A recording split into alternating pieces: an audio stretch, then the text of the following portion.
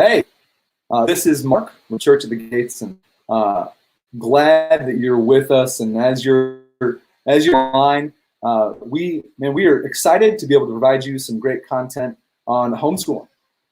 If you're like any of the rest of us with kids, and you're looking at a week with no school and wondering what you're going to do to keep your kids engaged, and what it even looks like to take the next step in and just trying to steward well the kids that God's given you, and really kind of lean into being an instructor for your kids. And so our hope in doing these quarantine conversations is that we're able to provide you some practical help in a time of chaos, in a time of uncertainty.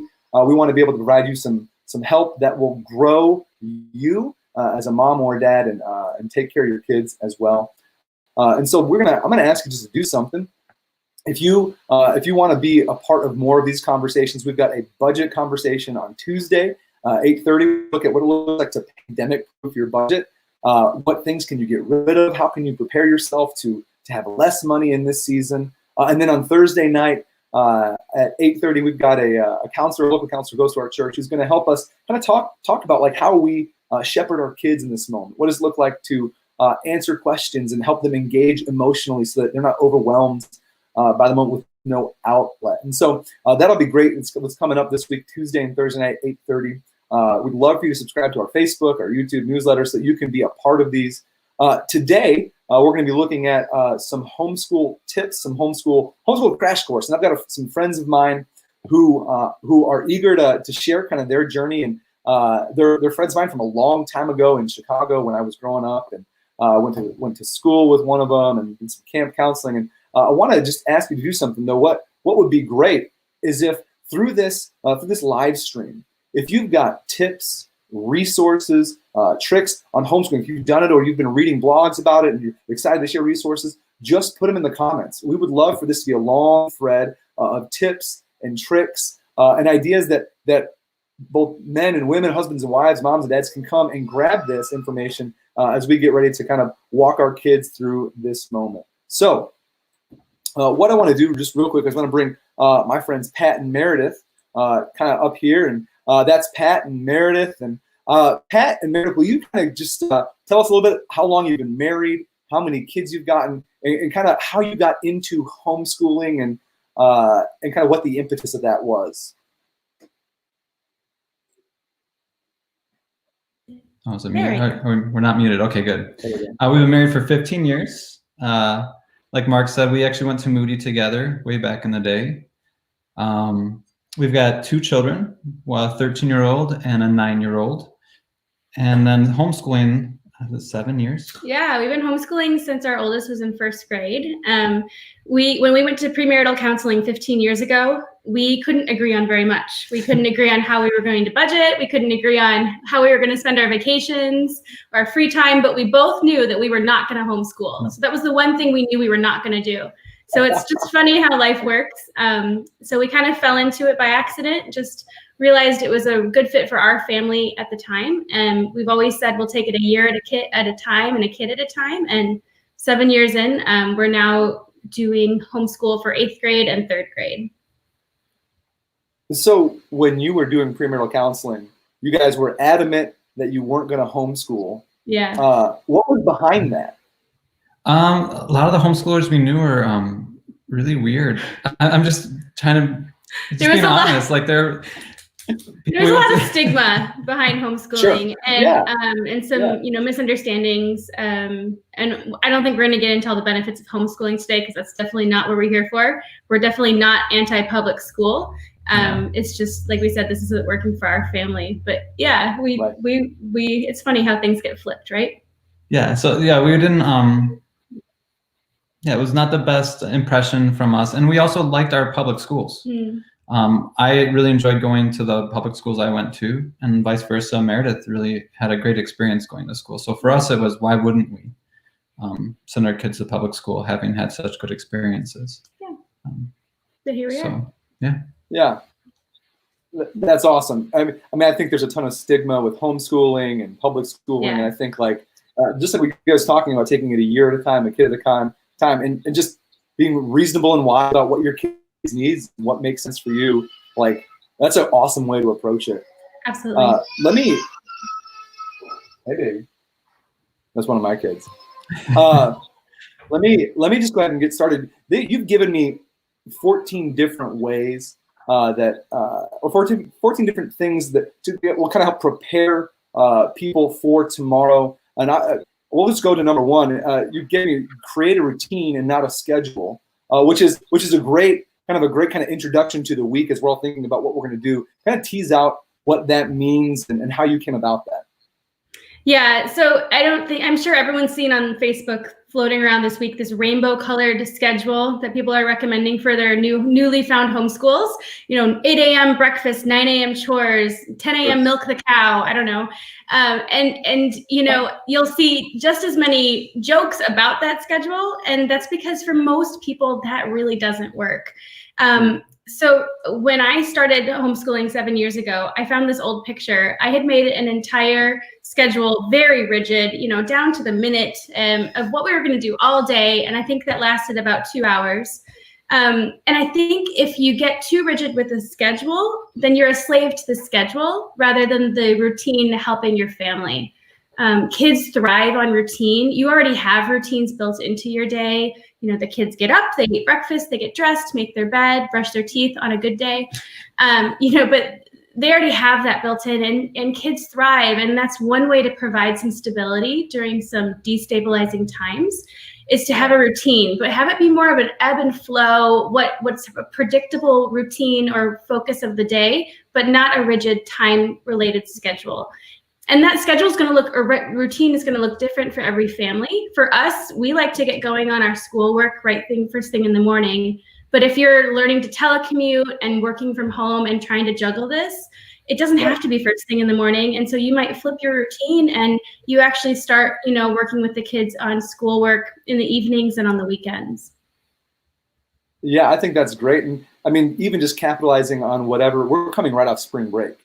So there may be some natural routines where you could take some real quick down with having to reschedule everything, just to say, hey, let's plug this hour learning in or whatever that would look like. Absolutely. Yeah, don't take any drastic changes. That's not what your kids need right now. So find a rhythm that you're kind of already doing and stick with it. That's awesome. Yeah. Good. So create a routine and not a schedule. Number 2 is to avoid screens in the morning. Now, do I have to avoid screens? Because I don't want to do that. Or is that just for kids? You know what? It's better for all of us. Just so life lesson this morning, we violated our second rule and it didn't go well. And that wasn't just, I let my son play first thing in the morning and myself, and it didn't go well for either of us. We'll put it that way. So we find is, and this may not be the case for you, but for us, screens end up becoming something that become a distraction from the everyday living. And so if you were to ask my son how much screen time's enough, he'd say more, and I'd probably say the same thing. But when we start by doing other things, we create that routine, it allows us to, something for him, sometimes just to get through things faster, but then also to enjoy other things like creativity. I feel like sometimes, at least for us, screens rob us of being creative at home. So there's different projects, art, just getting outside if you have a nice yard, playing with your kids who are coming in, things like that. That's right. But again, we don't want, at least for us, we just don't want screens to be something that's the default. And sometimes you're going to use screens. Like sometimes if you're not feeling good in the morning and your kid's not feeling good in the morning, you say, hey, go watch some screens and today's just going to be a day off. Right. But it's just not, if that becomes routine and a habit, what you're going to see is you're going to lose out on some, this is like a unique time where you get to spend time with your family, and you'll be robbed of that if you don't spend time together versus time with screens. So something I've been seeing even from some of the YouTubers that I watch that are full-time homeschool moms, they said even though they already homeschool all the time, they're feeling distracted and unfocused, and that our minds are elsewhere. And so the more, it's not just for our kids, we find our kids have better attitudes and are better focused and present without screens first thing, but I think it's also for us, and it helps us to be present. I try really hard not to keep my phone with me when I'm homeschooling, because it's just so easy to just be sucked right in if you get a text or something pops up. So yeah, Mark, sorry for everybody.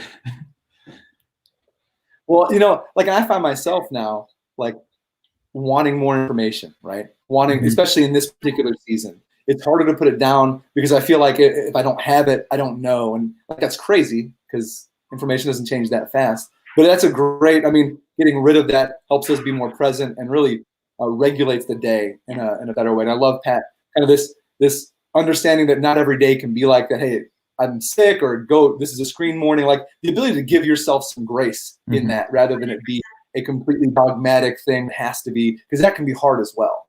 Yeah, for sure. Cool. All right. So avoid screens in the morning. Make a weekly plan, but write it in pencil. Tell us more about this. Yeah, so especially if you are juggling young kids at home, if you are trying to telecommute, if both parents are trying to help with the schooling at home, having a weekly plan that you start at the beginning of the week. We just use a grid where at the top it's got Monday, Tuesday, Wednesday, Thursday, Friday, and then along the side each subject. And then we write in what we hope to accomplish in that subject each day. And keep in mind, you don't have to do every single subject every single day. So there are some things you can just do 2 or 3 times a week as well. And then once you actually, if you're the parent working with your child, if you start on your Monday and you pull up your Monday routine, you can see what you're supposed to do for math. And when you do it, just cross it off or highlight it and then go on to the next thing. And that way, since we both work full time and we both homeschool, it's great when Pat is the one who's teaching on Tuesday, he can see what we did on Monday and what we didn't get to. And if we didn't get to it, that's okay. That's why it's in pencil. You just move it to the next day. It's really clear and easy to understand. And don't even get tied up about getting it all done by Friday. It's okay to push things to the next week. Sometimes our kids will get really into some book that we're reading to them, and we'll read a whole week's worth in that day and then take some subjects and just move things along. So just, again, I think fluidity and grace and some flexibility in your day will make things go better. And it's a great communication tool for both parents. Let me kind of ask a question related to this. If moms and dads are starting tomorrow, right? What's an appropriate, a reasonable goal in terms of hours or time? You've got these schedules. You want to create a schedule. Like what's a reasonable goal for tomorrow? Like an hour? 10 hours? That seems unreasonable to me. That's I don't know. So great. Yeah, it's less than you think. Yeah. And I think if someone really wrote down how much time the kids are doing productive time at school versus transitions and checking papers and all that stuff, it's the amount of productive learning of actually like sitting and learning and doing is less than the full day. And kids need that. Kids should not be just going for 6 hours. None of us can do that. That's just so mentally draining. So for preschoolers, even like a 30 minutes, including read alouds, would be great. Young elementary, an hour, maybe an hour and a half. Older elementary, 2 to 3 hours. Middle school, 3 to 4 hours with breaks. Very important to have breaks. And then high schoolers are a little bit different. Sometimes our high schooler, Reagan's in 8th grade, can even, school up to 5 or 6 hours a day, but that kind of ebbs and flows. Less than you think is the answer. Yeah. When I say, and I'd also say starting tomorrow, start small and scale up, because there's gonna be a lot of learning curve. So I'd say don't plan on being at 100% day one. Start at try to reach 50%. So if your goal is 3 hours, let your goal be an hour to an hour and a half. Yeah, that's good. Because you'll be a lot less frustrated, and so will your kids. So that's good. That's super helpful for those different ages to know what's reasonable for tomorrow. Cool. Yeah. The fourth thing was to give kids a daily task list. This is all me. If I had to say one thing that was most important for trying to function, I work part-time from home, part-time from an office. And, when I'm home and I'm trying to get in a conference call, or I'm trying to get dinner started or do some laundry, giving kids some independent work that they can follow and do themselves really carves out time. And this is great for people who are learning to telecommute all of a sudden, have different ages that they need to work with, or even a baby or a toddler at home. And so the way this works for us is every day our Will gets a task sheet, and on the top are his 4 morning chores that he does every day, that we've already trained him, to do, and he knows how to do very comfortably and independently. And then anything that he can do independently that day. So he can do his handwriting page, his math worksheet, his independent reading, a lot of different things that he can do on his own. And we just give him a pile of all of his resources he needs for that. And we just put little Post-its on the day, or we'll write which page number on the task sheet. And then Will can start his day. He knows how to get himself cereal, brush his teeth, check off his morning chores, and start working on his daily task sheet. And it really helps for giving you some time. You don't have to be with your children at all times, especially once they get to about 3rd grade is the time when they can start learning that. And what I'd say is, even as a kid, I grew up, we had chore lists on the side of the fridge. So this isn't a homeschool thing. For us, is if you're part of the house, you're part of helping clean up. Yeah. And so a lot of you already have chore lists, chore charts. So it's not, again, it's what you're going to see is, since you're all home more, things have to be cleaned up more because you're messing stuff up more often. Maybe not messing stuff up, but like you're going to see there's a lot more clutter, a lot more stuff going on. Yeah. Listen, laundry did not get quarantined. This is true. You know, like that is still moving along. Yeah. A lot more PJs. I love that. And so like maybe more PJs. Maybe a takeaway. I mean, if you don't have a task list, like just creating a few chores, just to get kids into any kind of initial routine tomorrow. To say, hey, we're going to try this for a few days, and we're gonna add on it. And I mean, I think that's them being independent is a great step for them. And even if you don't do a list, even if you said, okay, kiddo, I want you to do this math page, and then I want you to read chapter 2 of this book, and you leave those 2 things in front of them, it buys you time to go do something else. Mm-hmm. Cry in the corner.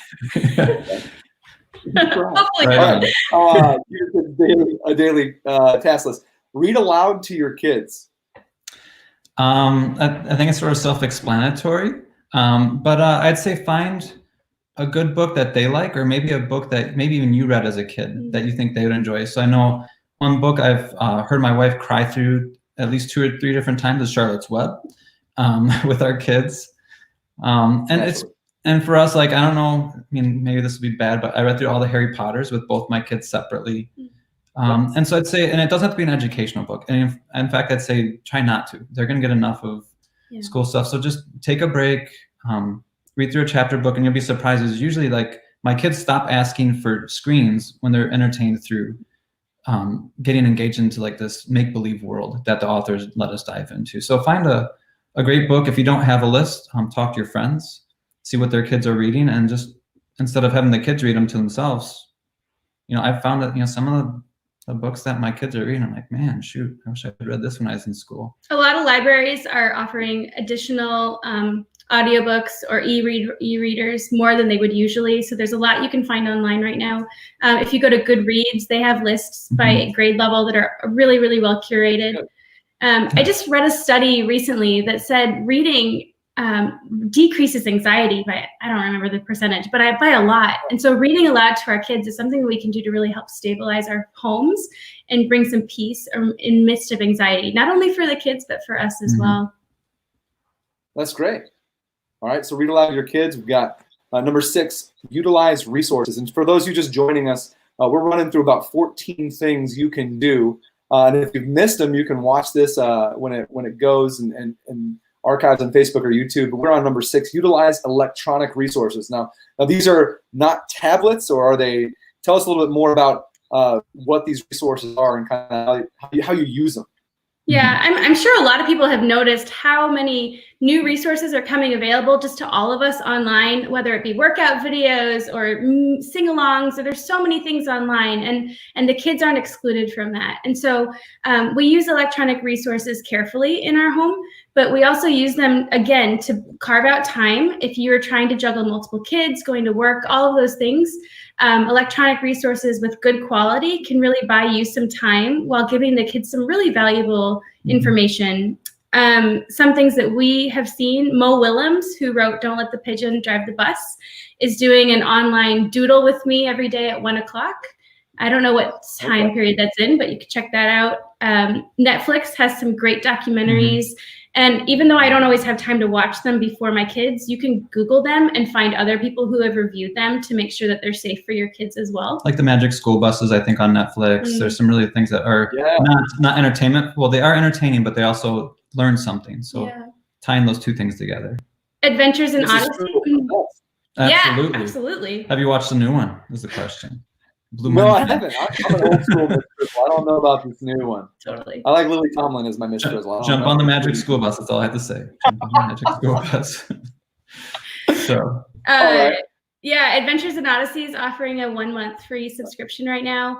Some of the ones we use for our older kids, CNN 10 is a 10-minute newsreel that is made for students, middle school and high school. It comes out the night before so parents can preview it, and they also offer a couple discussion questions that you can talk about with your kids once they've read it. It keeps you up on current affairs. It's definitely something for like a little bit older kids because it's real news. But that's a great resource and talks about current events and geography. And then the last resource that we really love when I really need a little more time is something called OutSchool. OutSchool is something, it's kind of like Airbnb or where each person kind of puts their own content on. So teachers from around the world will say, I'm going to run a 4-week class for 6 to 8-year-olds on world geography, and they'll describe the class, and then they utilize Zoom webinar and do live classes with the kids. Our kids have had some phenomenal teachers through that and some really cool content. And in this time of kind of being isolated, it's great because they'll see the other kids on the screen and be able to interact with those classes. Sometimes they're just a one-off class. Sometimes it's just a one-hour class on some really cool topic. And so you can look on there and find something that might interest your kids. And they have all ages from about 6 to 18. That's outschool.com. Outschool.com, yeah. I'm going to get on. That sounds fun. Yeah, it is. Sounds great. Okay, so number 7. Engage older kids to help the younger. Delegate. I love that. Absolutely. And so I think this is there's a fine line here.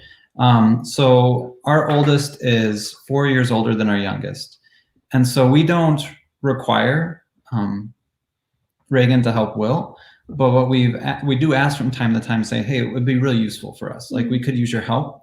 So take some humility as a parent as well.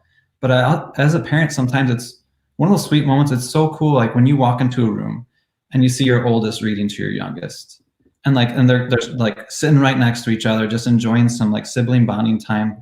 Again, it doesn't happen every day, but those are moments where like I can think of a couple of times where it's just like, you take a picture, but it doesn't really capture the moment. It's like one of those happy parent moments where like, hey, I guess we did do something right, or at least like the kids are doing something right. Something happened good here. Yeah. And also have the kids say to them, like, if they're having a hard time, have you talked to your brother? Have you talked to your older sibling? Like to engage them, to say, when you need help, ask for it, but it doesn't always have to be mom and dad. Yeah. In fact, sometimes I think the youngers always look up to the older, so sometimes it's even a cool thing to say, hey, would you help me with this math, even though they may know what they're doing? It's okay to ask for help. We're all a team, and we're all in this together, and that's a great value that we can instill in our kids. That's good. If you're watching and you've got questions for Pat and Meredith, we're about halfway through, so in about 10 minutes or so, they're going to take some questions. You just post them on our Facebook page or the YouTube thing you're watching, and they will answer any question about anything in all the world. I'm just kidding.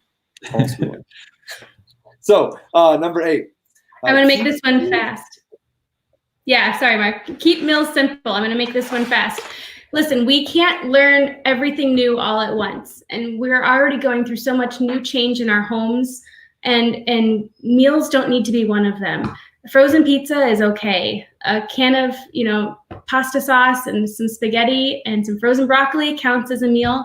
Don't go gourmet on a Tuesday. So keep meals simple. Engage the kids if you want to have them help, but it'll take you longer. So choose wisely. But just keep it simple. If you're an Instant Pot user, use your Instant Pot. If you're a crock pot user, do that.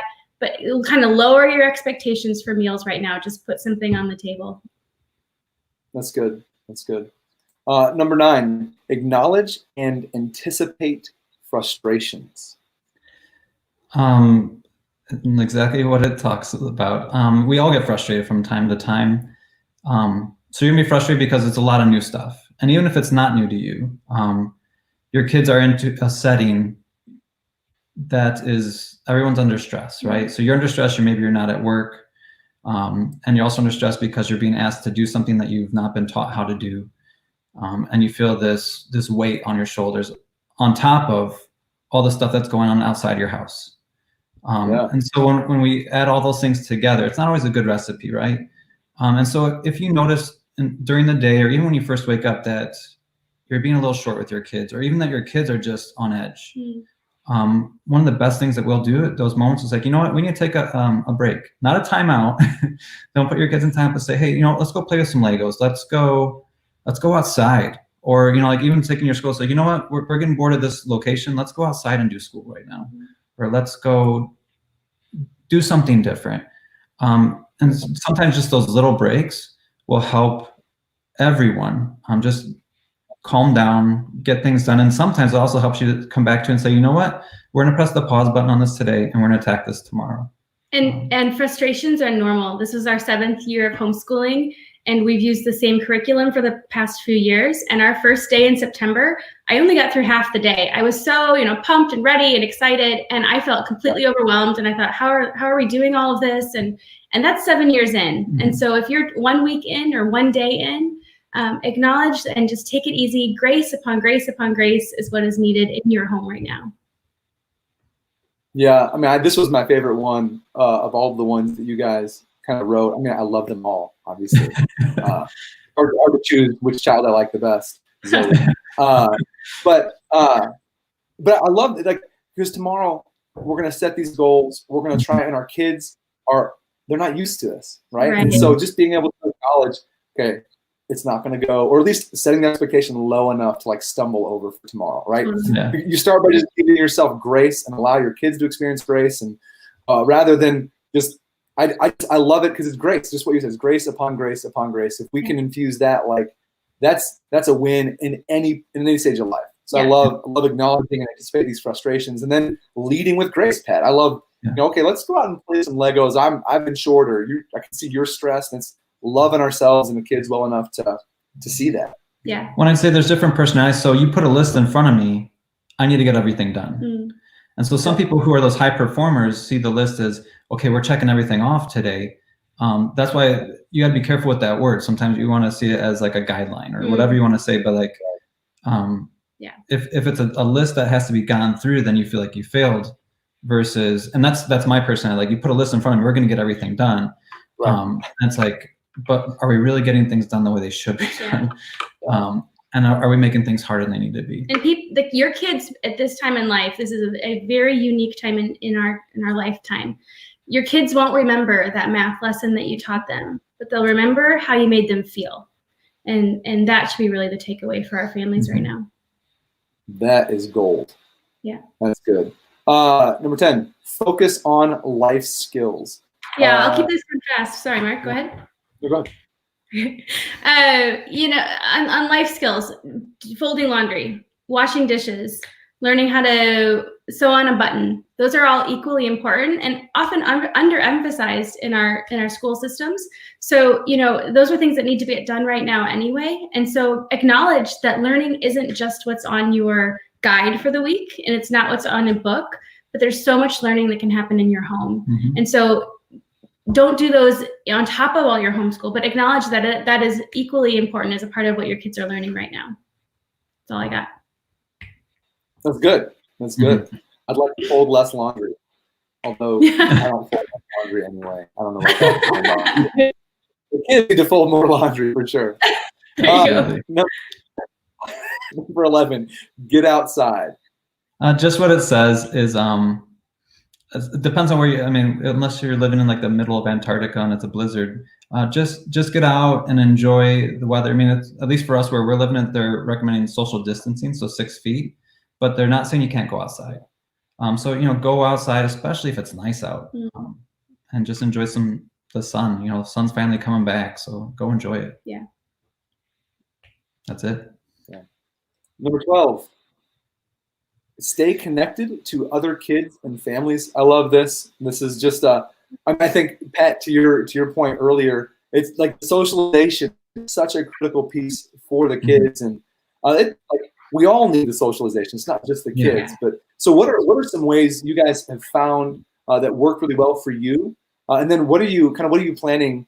You guys are in a lockdown in Chicago, so like kind of how did you navigate before, and how are you navigating this new norm that at least the next couple of weeks you guys are locked up? Well, we're still learning, I think, is a big thing. But some things that we've seen our kids using and really enjoying is, so if it's just one-on-one using FaceTime or whatever different version of that you may have to talk to their friends individually. You can also set up Zoom rooms. If you've never heard of Zoom, you can just go online. It's a free app where you can have numerous people talking.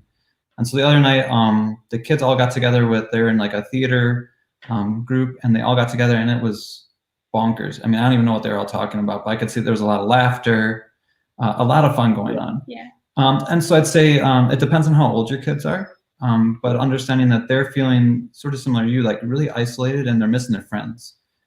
So for us, whether it's playing a game, I know our son was on a Roblox playing on his computer, but had at the same time was video chatting with his friend that he usually would play, I was like, I don't know how that works, but they did. And then maybe going to a park. I know for us, we've talked about going to the park, but just having to sit down because we were worried about touching still and maintaining that 6-foot distance, but they can at least see their friends. We're not going to be giving hugs, we're not going to be doing that, but while trying to stay within what the CDC is recommending, but also understanding the importance of socialization. And what we're doing now, this isn't normal homeschooling. Our kids, homeschoolers, are often very busy. We don't stay home all the time. They're in theater groups, and they go to an all-day co-op on Fridays where they have different classes and teachers and rehearsals on the weekends. So this is new for all of us, and trying to use some of those electronic resources. But it's also an amazing time to see how grateful we are for the internet and how it can really connect us if we take advantage of it. I love what you said about kids feeling what we're feeling. If we're feeling lonely or isolated, or like our kids are feeling that, and they may not be able to understand that or even articulate that. And so to make sure that we're intentionally giving them opportunities to socialize whatever we can, that's just a really great insight that our kids, especially just with all of the uncertainty that kind of surrounds the moment, like they're feeling things, and I love that that's just a great, I'll remember that. That they're feeling what I'm feeling, and that I actually have the ability to help them with that. Yeah, for sure. Number 13, use stations to keep little ones busy. Yeah, I had a family member express her concerns or frustrations about what to do with her preschooler while she's trying to focus on, her older kids and helping them through their work. Some families, our kids are a little farther apart, so we didn't utilize this one as much, but some families will use stations. You can put beach blankets down on the floor, 2 or 3 or 4 in the room while you're trying to get some stuff done. And then on each beach blanket, put something new. Go up to your attic and find some cardboard boxes that they haven't seen before, or, get out your Tupperware and a spoon that they can beat on like a drum. And it doesn't have to be stuff you go buy. It could be Play-Doh on one of the mats, or Color Wonder markers in a coloring book, some things that the kids don't see all the time, and try to set a timer and see if they'll, sit on one for 15 minutes and then move to the next. So it helps move them along. And again, utilizing grace if they don't. And at the end of the day, if you have to use some PBS Kids and watch some Sesame Street or Daniel Tiger, everyone will be okay. It'll be all right. You can also use nap times for little ones if the station stuff isn't working as well. Do you guys use much, this is totally off script, but I was just, as you guys were listing off resources, do you guys use much Right Now media with your kids? I haven't heard Right Now. No, but maybe I need to look have to check it out though. Okay. It's like the Christian Netflix. Okay. Okay, yeah. Content, all of that. I can get you that offline for free. Yeah, smart. For that. Cool. Anyway, that's neither here nor there. Well, it's helpful though, because then it's already been curated, right? Yeah. And so when we look for things on Netflix, we have to go and research and make sure they're safe. Yeah, that's great. Yeah, totally. I'll shoot you guys that. Cool. And anyone else is watching. So number 14, finally, don't pretend to be a teacher, which is like I mean, that's everyone's pressure, right? We're going in tomorrow, and all of a sudden I've got to turn from a dad or a mom to a teacher. Yes. And so I got to get I don't know, a lab coat or something. Right. Tell us. Chalkboard. Yeah. Right. Yeah. So, I got caught in this really hard 7 years ago when we started first grade. I found a picture on Facebook of me saying, it's our first day. And I literally had an entire calendar wall on the wall for my one first grader. You know, we had the letter of the day and the weather and character trait and the calendar. I mean, an entire laminated calendar wall in a room of my home for one child. And I actually stood in front of it and would talk to my child on the floor like a fool. You know, I think it's really easy to think that teachers are superheroes. For you to be able to manage a classroom of 20, 30 kids and guide them and prepare them, hi guys, is awesome. And teachers are superheroes. But when you're teaching at home, you're not trying to replicate a school setting, right? You are at home. And I would ask the parents would reflect on some of the things you've already taught your kids in life. You've helped them learn how to potty train. You've helped them learn how to ride a bike, how to read. There's so many things that you as a parent have already taught your kids. You're so cute. I'm so sorry. We made it so far. It's hashtag quarantine, right? Yeah. Funny face. Yeah. Can you guys go away? What are you going to do? Real life. This is quarantine. But there's so many things that we've already, right? Yeah. There's so many things we've already taught our kids as parents. We teach things all the time. We teach manners, and so allow homeschooling to be an extension of just you as a parent. Mm-hmm. Your kids don't need you to be their teacher right now. They need you to be their parent and show them love and coach them. Kids are natural learners. They're natural sponges. Now they're all going to have areas that they thrive in and struggle in differently. But they learn. They naturally learn, and they're naturally curious. And we just need to come alongside them as parents. So, you know, I had this whole calendar wall, and I had this big file folder and this massive daily checklist that I had to get through. And now each of our kids have one basket of books and resources. And we homeschool either on the couch when we're struggling and reading a book, or at the kitchen table. And so keep it simple. Don't try to replicate what they're doing in the public schools. That's not what your kids need right now. That's good. Well, okay, so we are kind of close to the end here. I want to give you, if you're watching, what questions do you have for Pat and Meredith? You can drop them on our Facebook wall or YouTube, and we'll grab them. But will you guys just tell us, we'll give a couple minutes. I'd love to hear your nurses at West Sub. Tell us how you're feeling about going back, because you've been in Australia and you're about to head into like a genuinely risky situation. How are you guys doing? It's an interesting time to juggle. We've had to discuss with our workplace as well with my sister lives with us. I'm going to be exposed to patients who either have coronavirus or we're ruling it out. Meredith actually does education. And so it's trying to limit their exposure actually probably to me. And then also for Meredith, limiting her exposure to others who've been exposed, because she works within the emergency department. I work on like a med surg floor. So it is scary times, but also it's an opportunity for us to care for others. I think for nursing, that's why it's a good fit for me, is it's a way for us to love others well. And it can be scary. And I think you just embrace that and say, you know what, like, fear is not my God. My God is bigger than this sickness that's going around. Yeah. He's asked me to love others. And for me, this, it may mean some real sacrifices, which means, you know, maybe me not being able to see my family as much if I do get sick or things like that. So there are scary times, but also a lot of all the different things that could have been. I'd much rather have this than Ebola. You know, I mean, like, as far as things that I'd be exposed to, I'd much rather get this, which is it's a serious illness that you get. But of all these different ones that could have been pandemics, we're sort of fortunate. Yeah, and I think in times of crises, people rise up and help. We have a wonderful lady from our theater group who's 36 weeks pregnant and who's been sewing masks for us for when our hospital runs out of masks, that we'll have some kind of protection. So, you know, it's what the church is, right? They come together in community, and so we're experiencing that in very real ways, even though it is scary. Yeah. But yeah, we've got faith and each other, and there you're it. So, but I mean, it's and if you're praying, I'd say pray for not just for us, but pray for anyone who's in healthcare. Mm-hmm. We want to see better outcomes for all the patients. People are dying of this. People are getting really sick. But the thing is, people were dying already. People were dying of the flu. People were dying of other things.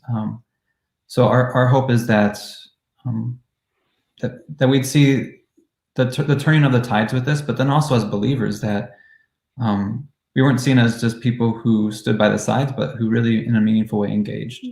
And so that's my hope for the church, is that we be seen as loving ambassadors on the behalf of Jesus, saying we love others and we're willing to put ourselves at risk, not stupid risk, Right. but Yeah. to wait out there and to make sacrifices as necessary. Well, looks like we've got, we don't have any questions, but people have put some of the resources, a thumbs up for outschool.com. Tara is one of our church members who's in Puerto Rico, and so she's using that. If you guys have any other questions, we're going to let Pat and Meredith go. And Pat, you guys can have this video and keep up with whoever and share it. And so if you've got other questions, I'm sure Pat and Meredith would love to answer them on Facebook. You can get a hold of them. And thank you so much for joining us and spending time just kind of helping us really begin to cope with this kind of new normal for at least the next week or two. What is one last piece of advice, one last parting gift that you would give us as parents who get into this? We're gonna make it simple. We actually wrote something, connect. Just connect with your kids, connect with your loved ones. This is a unique opportunity where you have to slow down by mandate. Like, and some of you have lost your jobs and you're suffering. Connect with others who are suffering. The pain you're feeling, the anxiety you're feeling, they're very real. The fears that you're having, they're based on things that are really happening. But again, if you don't connect with others, you're really missing out. And that's one of the greatest gifts God's given us, is each other. So I'd say reach out to your church family, reach out to your family in a meaningful way. See this as an opportunity. This is the 9/11 for your kids. This is what they'll remember in 10, 20, 30, 40 years when they're telling their kids. And so see this as a great opportunity to connect with them.